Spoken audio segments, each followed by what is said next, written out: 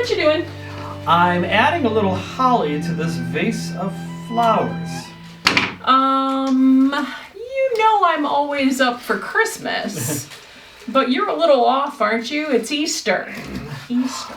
I know it's Easter. I've chosen it on purpose. It leads right up into the next resurrection egg. I don't get it. What's in the egg, though?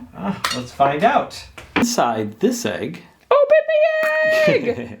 is a crown of thorns. Okay. And a picture of a bull and a pitcher. Well, I still don't understand the holly, but I do know where we are in the account. After the Jewish leaders found Jesus guilty, they brought him to the Roman governor Pilate. That's this part, right? Very good. It absolutely is that part. And holly is used during Christmas because it represents Easter. The thorny leaves are the crown of thorns and the red berries are his blood. I need your help with this account. Is that okay?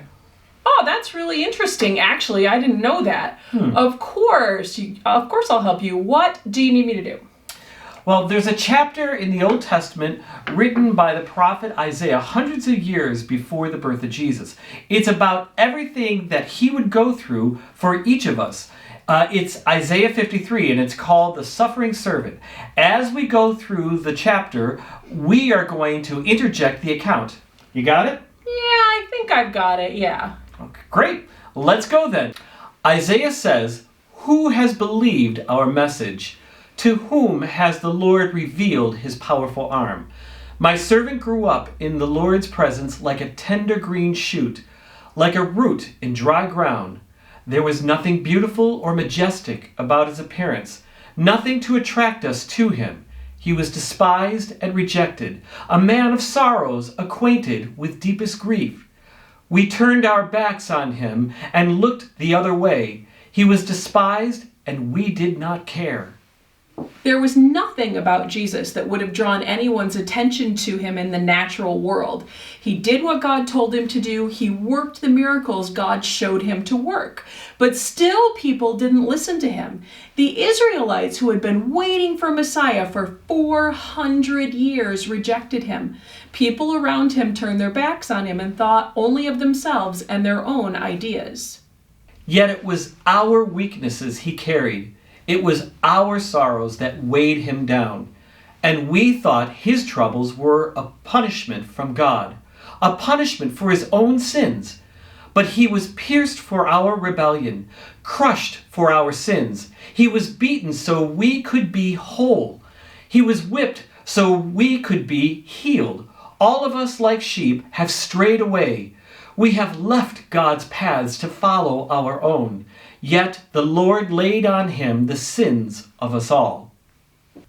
When the Jewish council was done with Jesus on the night of his arrest, they took him to the Roman governor Pilate. They couldn't order that Jesus be crucified. Only Pilate could. They told Pilate that Jesus had told them not to pay taxes to Caesar and set himself up as their king, which was a lie. Jesus had actually said, "Give to Caesar the things that are Caesar's and to God the things that are God's," when asked about the taxes. They were disobeying the law themselves because do not lie is one of the 10 commandments that God gave them. He was oppressed and treated harshly, yet he never said a word. He was led like a lamb to the slaughter, and as a sheep is silent before the shearers, he did not open his mouth. Unjustly condemned, he was led away.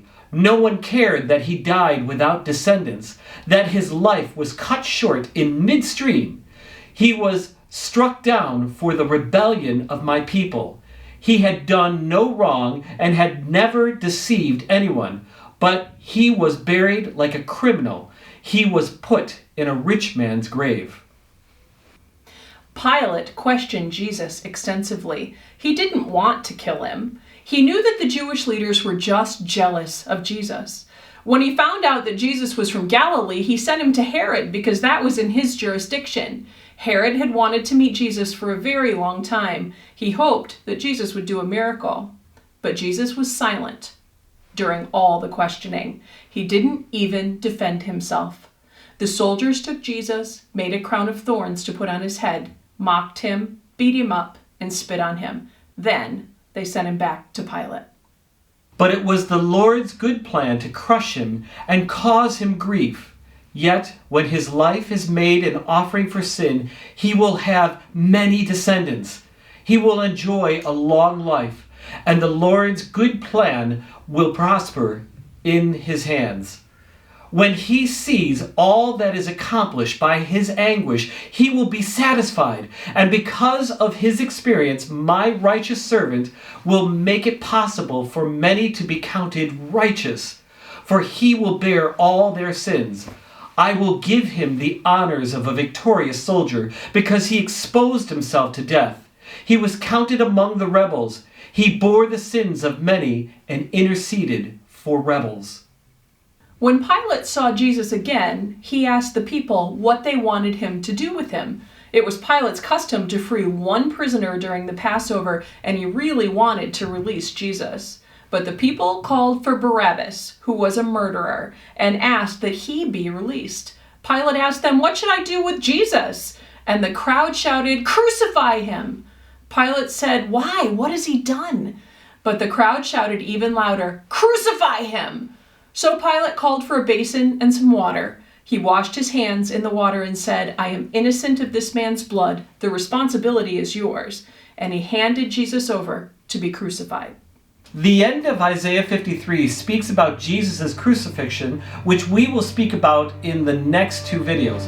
But that's the end for now. Thanks for watching. Bye, everyone. Do you want to help me?